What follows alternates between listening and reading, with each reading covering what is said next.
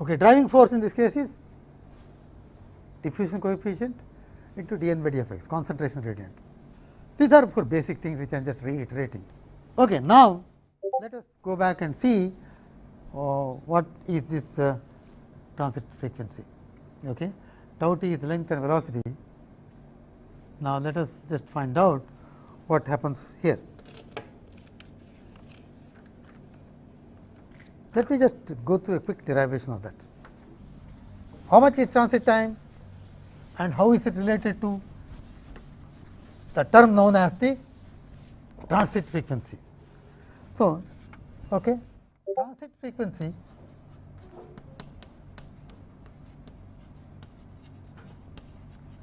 is defined. What it is we will see afterwards, physically meaning. It is defined as f t equals 1 by 2 pi tau t, where tau t is the transit time.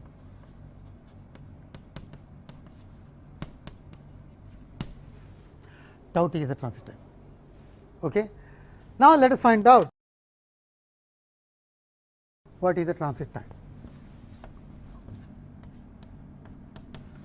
This is a definition. Okay. What it implies when you really see the equivalent circuit, we will see soon. Sometimes we make the mistake of calling this as the cutoff frequency itself. It is ideal cutoff frequency. So, tau t is length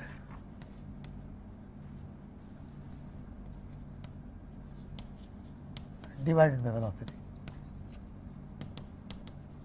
That is L divided by velocity. Okay. Now, in a MOSFET, we will define this with respect to the MOSFET. In a MOSFET, metal oxide filled transistor, V is equal to mu n into E along the channel, electric field along the channel length, source to drain.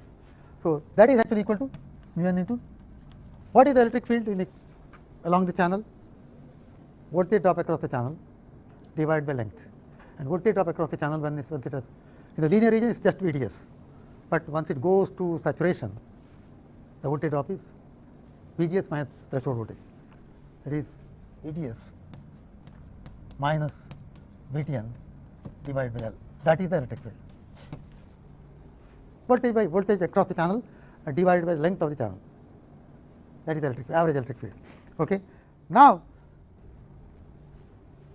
in fact, what I would do is I will write it one step, mu n into VDS divided by L, which is actually equal to mu n into VGS minus VTN divided by L when I have to when ID is saturated.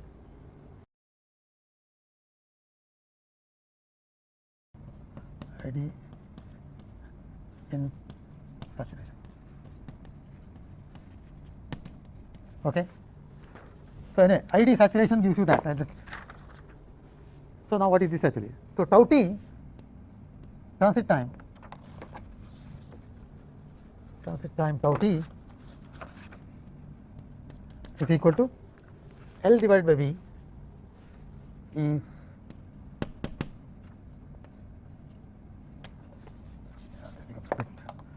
L divided by V, which is actually equal to L squared divided by L divided by L squared divided by mu n into VGS minus VTN. Okay, here VTN is actually VGS source voltage, VTN threshold voltage. So, those are the well known definitions, so just I did not mention that initially, but for sake of completeness, that is that. So, the transit time actually is this number. Okay. Now, let us just take a look at the transit frequency. If I use this as a transit time, what is the transit frequency?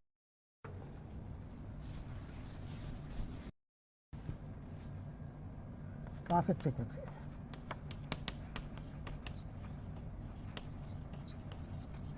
f t, okay, is 1 by 2 pi tau p. Therefore, omega t, which is actually 2 pi f t, is 1 by tau t. Please note that is the definition. Okay. That turns out to be then from here, from 1, from this equation we get this as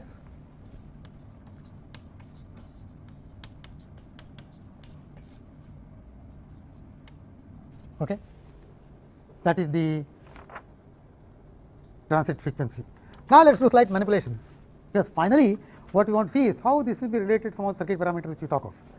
Okay, because a circuit engineer may not like to say mobility, threshold voltage, all sorts of things he may not like to analyze. So, let us see how it works. So, I remove this now. Notice that what the transit time depends upon, channel length and the mobility mainly. Okay.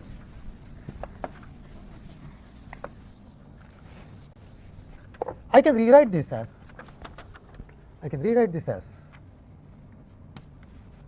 multiplied by C oxide. C oxide is the well known term gate oxide capacitance per unit area. Okay. So many farads per centimeter square. In fact, the value is about 35 nanofarads per centimeter square if oxide thickness is 100 nanometers, that is 1000 angstroms. If it is 1000 angstroms, then that is 35 nanofarads per centimeter square. Okay, I multiplied that, and then I multiply by W into VGS minus VTN. I just multiplied by these two, and then I divide by that.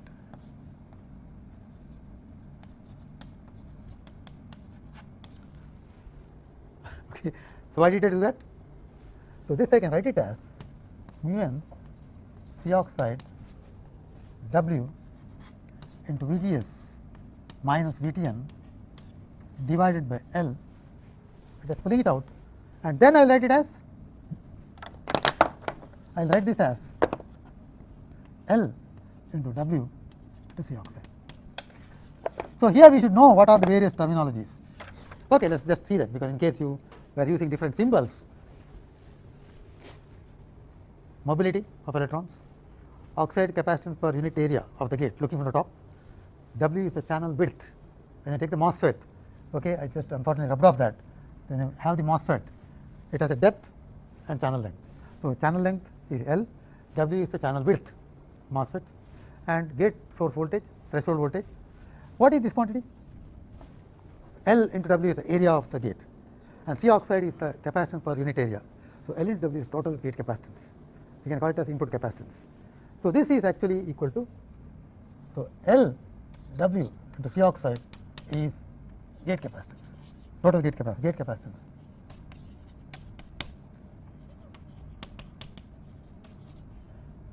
I squared C I, input capacitance.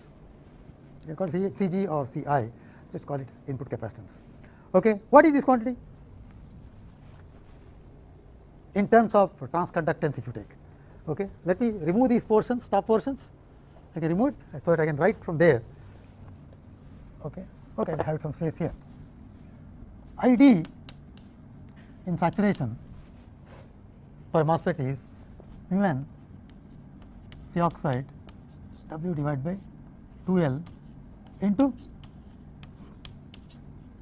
standard square law, simplified version of this MOSFET characteristics, that is that square law.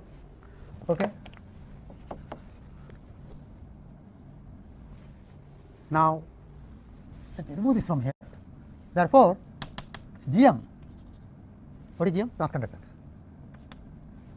is equal to delta ID by delta VGS will be equal to, differentiate that,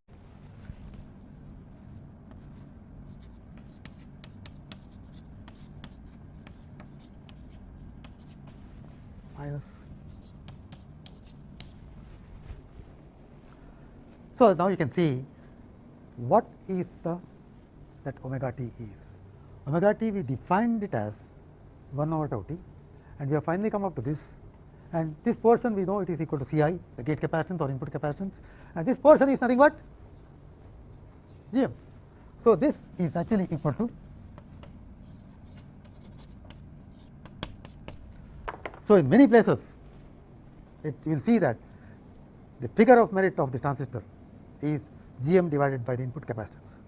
In fact, you can show, I will leave it to you for show as a homework for a bipolar transistor also. If you define the transit frequency as 1 by tau t, that omega t will be equal to Gm by Ci. Let us say put Ci to keep a general term. In the case of transistor common emitter configuration, it is the capacitance, diffusion capacitance between the base and the emitter. Gm divided by the capacitance, that will be the cutoff frequency, or not cutoff frequency, the transit frequency, which will be actually be 1 by tau t. Okay? So, that is why I just kept it as Ci, not Cg, to keep it general. What is Gm in the case of a bipolar transistor? It is Vt by Ic is R, Ic by Vt is the transconductance.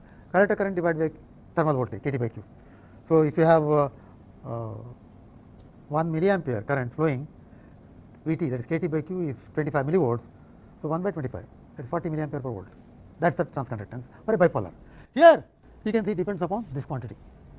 I can have better and better value of that by if I have better value of the Gm, okay, better value of Gm and smaller value of the gate capacitance. Okay, these are some of the guidelines which are being used. Okay, Gm can be improved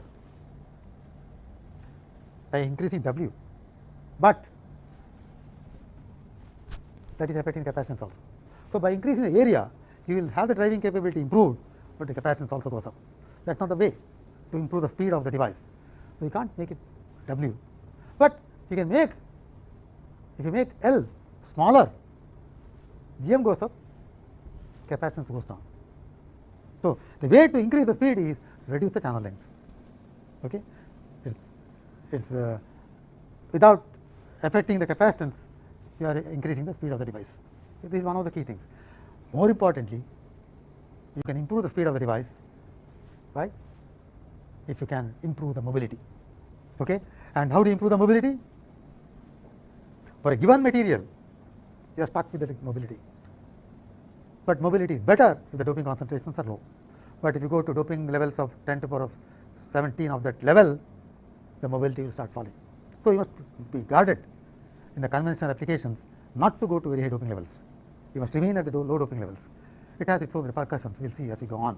Okay, you need to go to high doping concentrations in certain cases. Okay, so one way is to change over this material which has better mobility or better velocity. Okay, now let us just take a look at the other aspect. What we are telling, what is this cutoff frequency?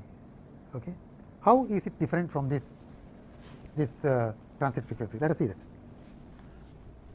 Stop me if something is not very clear. So, I hope symbols are clear enough. So, Gm by C is the figure of merit. Remember, this is not only the device people will talk, circuit people will also talk. I am sure Professor Radhakrishnan would have mentioned this Gm by C. Okay. So, that is the transit frequency, which is omega t is 1 by tau t. Now, let us see the cutoff frequency.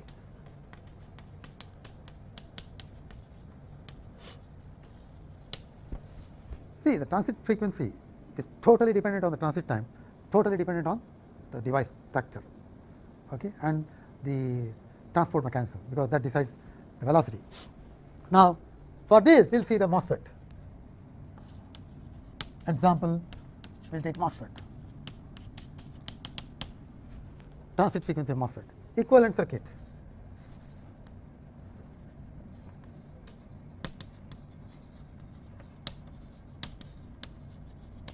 Equivalent circuit, gate, and then you have some resistor which may be the resistance of the gate region itself and also the contact resistance. So, that comes up to the point, and then you have a capacitor.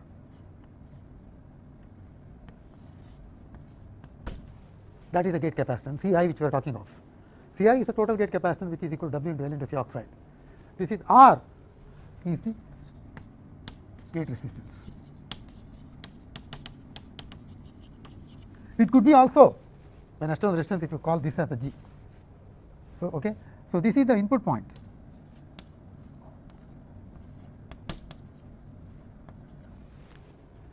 Now, if this is V I. After all, we are talking of the small signal equivalent circuit now. So, which would mean that when I apply AC signal, there is AC signal appearing across the gate capacitance. How much? The whole thing will appear here if this is 0, but it will never be 0. Some finite resistance, contact resistance, or the external applied resistance will be there from the supply. Then what is the other equivalent circuit? This is actually the source point. From then on,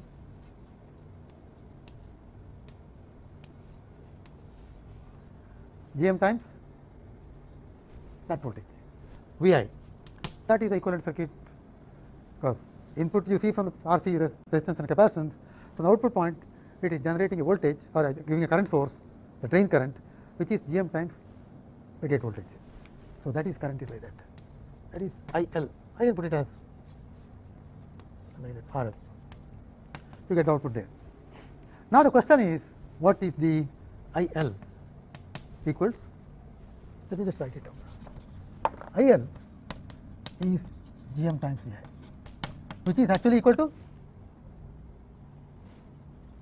Gm times Vg divided by, correct? So, that is the IL.